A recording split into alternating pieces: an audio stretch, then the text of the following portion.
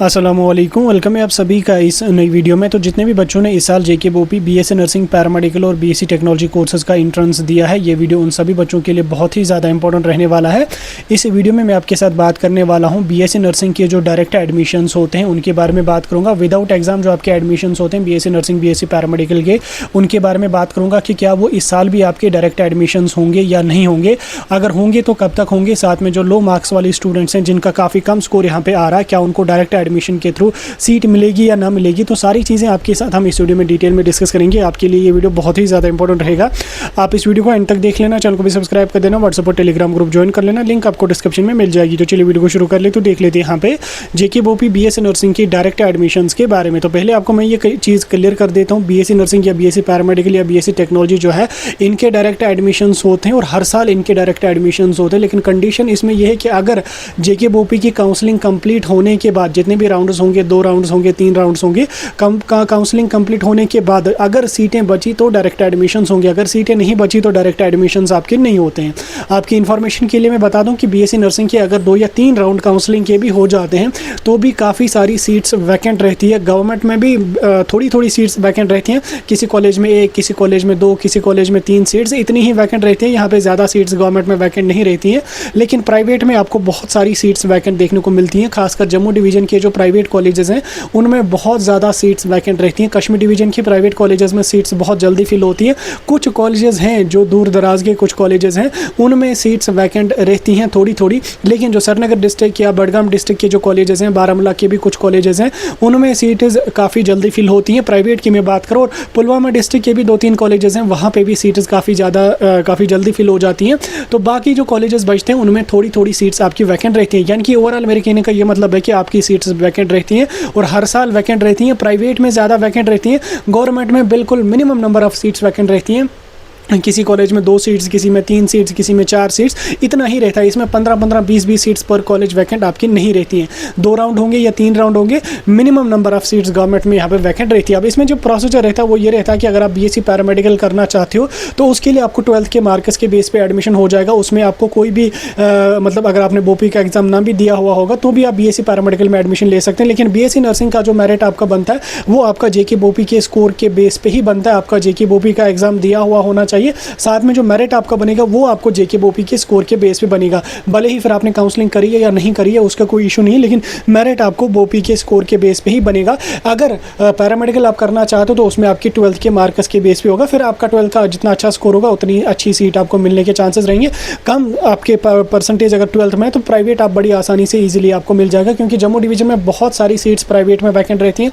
Kashmir division में भी कुछ प्राइवेट की सीट्स वैकेंट रहती हैं। कुछ का ये मतलब नहीं कि 10-15, बहुत सीट्स वैकेंट रहती हैं, लेकिन ज़्यादा नहीं जितनी जम्मू डिवीजन में वैकेंट रहती है। गवर्नमेंट में बिल्कुल मिनिमम नंबर ऑफ सीट्स आपकी वैकेंट रहती है। तो अगर आप ये सोच रहे हैं कि डायरेक्ट एडमिशन के थ्रू मैं किसी गवर्नमेंट कॉलेज में, किसी जीएमसी में एडमिशन ले लूँगा, तो उसको आप अपना मतलब एक टारगेट सेट करके नहीं चलना, क्योंकि वो डिपेंड करेगा कि अगर सीट बची तो, अगर नहीं बची तो नहीं मिलेगी। ठीक, अगर बची भी तो minimum number of seats vacant रहेंगे। पैरामेडिकल में फिर परसेंटेज आपकी अच्छी खासी है, वो डिपेंड करेगा किस हिसाब से बच्चे उसमें पार्टिसिपेट करेंगे। तो कट ऑफ के बारे में अभी उसके बारे में मुझे बोलना नहीं, वो डिपेंड करेगा कितने बच्चे उसमें पार्टिसिपेट यहाँ पे करते हैं। और उसके अलावा जो जिन बच्चों का लो मार्क्स यहाँ पे है, जिन बच्चों का स्कोर काफ़ी कम आ रहा है, मैं आपको बता दूं कि अगर आपका स्कोर कम आ रहा है, इस बार कट ऑफ थोड़ा सा ज़्यादा जाने के चांसेस रहेंगे, क्योंकि पेपर काफ़ी ज़्यादा इजी आया था। अगर आपका काफ़ी कम स्कोर आ रहा है तो आप प्राइवेट कॉलेजेस को टारगेट कर लेना। प्राइवेट कॉलेजेस आपको बड़ी आसानी से मिलेंगे। और साथ में कुछ लोग ऐसे हैं जो कंसल्टेंसीज चलाते हैं या कुछ और चैनल्स वगैरह, Telegram group, WhatsApp group, whatever जो भी उनके पास अपना प्लेटफॉर्म वगैरह, वहाँ पर उनको बच्चों को जिनका कम स्कोर होता है वो उनसे बोलते हैं कि हम आपको कॉलेज दिला देंगे प्राइवेट में, आपको 10,000 देने पड़ेंगे, 15,000 देने पड़ेंगे, 5,000 देने पड़ेंगे, 4,000 देने पड़ेंगे। तो ऐसा जो भी बंदा है उसकी बातों में बिल्कुल भी नहीं आना। अगर आपका कम स्कोर है, आप अपनी काउंसलिंग खुद कर लो, खुद प्राइवेट कॉलेजेस रख लो, खुद आपको प्राइवेट कॉलेज मिलेगा। अगर आपके कम स्कोर है, ज़्यादा कम अगर आपका स्कोर है तो जम्मू डिवीजन के प्राइवेट कॉलेजेस को टारगेट कर लो, डेफिनेटली आपको वहाँ पे मिल जाएगा।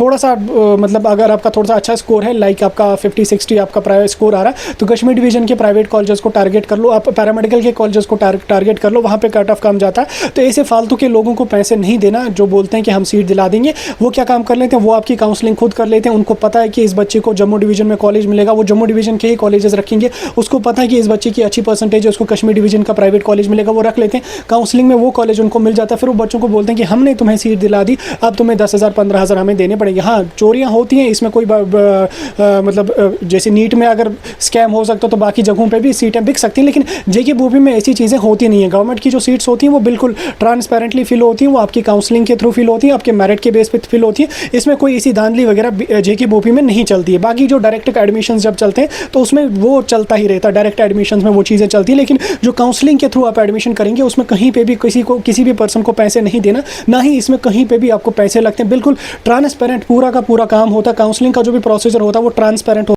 उसमें आपका जितना अच्छा स्कोर होगा उतना अच्छा कॉलेज मिलेगा, जिस हिसाब से प्रेफरेंस दी होंगी उस हिसाब से आपको कॉलेज मिलेगा। तो इसलिए किसी भी फालतू पर्सन या किसी भी कंसल्टेंसी, किसी भी अदर जो भी बंदा है, किसी की बातों में नहीं आना, किसी को पैसे नहीं देना। पैसे भी ज़ाया हो जाएंगे, सारी चीज़ें ज़ाया हो जाएंगी। सारी चीज़ें मेरिट के बेस पे होती हैं। जिस हिसाब से आपका स्कोर होगा एंट्रेंस का, जिस हिसाब से आपका मेरिट जाएगा स्कोर के बेस पे, उस हिसाब से आपको कॉलेज और कोर्स मिलने के चांसेस रहेंगे। बाकी आपने जितना भी स्कोर लाया, जो भी स्कोर लाया, कुछ टाइम के बाद आपका रिजल्ट आ जाएगा, रैंक वगैरह पता चलेगी। जून के महीने में आपका काउंसलिंग का सेशन स्टार्ट हो जाएगा। काउंसलिंग कर लेना, अच्छा स्कोर होगा अच्छा कॉलेज मिलेगा, अच्छा स्कोर नहीं होगा प्राइवेट कॉलेज मिलेगा, बिल्कुल कम स्कोर होगा कुछ भी नहीं मिलेगा। लेकिन किसी भी पर्सन को पैसे नहीं देना कि मुझे सीट मिलेगी। खासकर गवर्नमेंट सीट्स के बारे में तो बिल्कुल किसी कंसल्टेंट या किसी भी पर्सन को पैसे बिल्कुल भी नहीं देना, क्योंकि सारी सीट जो वो ट्रांसपेरेंटली फिल होती हैं, सारी सीट्स मेरिट के बेस पे फिल होती हैं। तो अभी आप मतलब अभी आप नए हैं, अभी आपको ये चीज़ों के बारे में पता नहीं है, कितने ज़्यादा स्कैम्स वगैरह होते हैं, इसलिए मैंने आपको थोड़ा सा आगाह करके रख लिया। बाकी टेंशन नहीं लेना, सीटें जो बचेंगी उनमें डायरेक्ट एडमिशंस के थ्रू सीटें फिल हो जाएंगी। हाँ, डायरेक्ट एडमिशंस में जब सीटें फिल हो जाती हैं उसमें कुछ कॉलेजेस वाले भी पैसे लेके बच्चों को सीट दिला सकते हैं, कुछ कंसल्टेंसीज वाले भी जो वो बच्चों को पैसे लेके सीट दिला देते हैं प्राइवेट वगैरह में। गवर्नमेंट में नहीं, प्राइवेट की मैं बात करूँ। लेकिन काउंसलिंग के थ्रू जो प्रोसीजर होता है उसमें कहीं पे भी पैसा नहीं लगता, कहीं पे भी कोई भी धांधली वगैरह कुछ भी नहीं होती, इसकी गारंटी मैं आपको दे देता हूँ। लेकिन डायरेक्ट एडमिशंस में ये चीज़ें चलती हैं, ये मैंने भी देखा काफ़ी जगहों पर ये चीज़ें होती रहती हैं। बाकी ये चीज़ें नॉर्मल हैं, ये चलती रहती हैं, इसके बारे में उतना ज़्यादा सोचना नहीं चाहिए। आपने जो मेहनत करी, जितना आपका स्कोर है उस हिसाब से आपको डेफिनेटली कॉलेज मिलेगा। बाकी कोई टेंशन लेने की ज़रूरत नहीं है। काउंसलिंग आपकी जून के महीने में स्टार्ट हो जाएगी, मई के लास्ट वीक में आपका रिजल्ट आ जाएगा, या जून के फर्स्ट वीक में रिजल्ट आते 15-20 जून तक आपका काउंसलिंग का सेशन स्टार्ट हो जाएगा। बाकी कोई डाउट होगा मुझे कमेंट्स में बता सकते हैं, कोई भी कन्फ्यूजन होगा मुझे कमेंट्स में बता सकते हैं। रिपीट कर रहा हूँ मैं, किसी भी पर्सन को काउंसलिंग के रिलेटेड पैसे नहीं देना, या कोई बंदा आपको बोलेगा कि मैं आपको कॉलेज दिला दूंगा 10,000 15,000 दे दो, ये गलती बिल्कुल भी नहीं करना।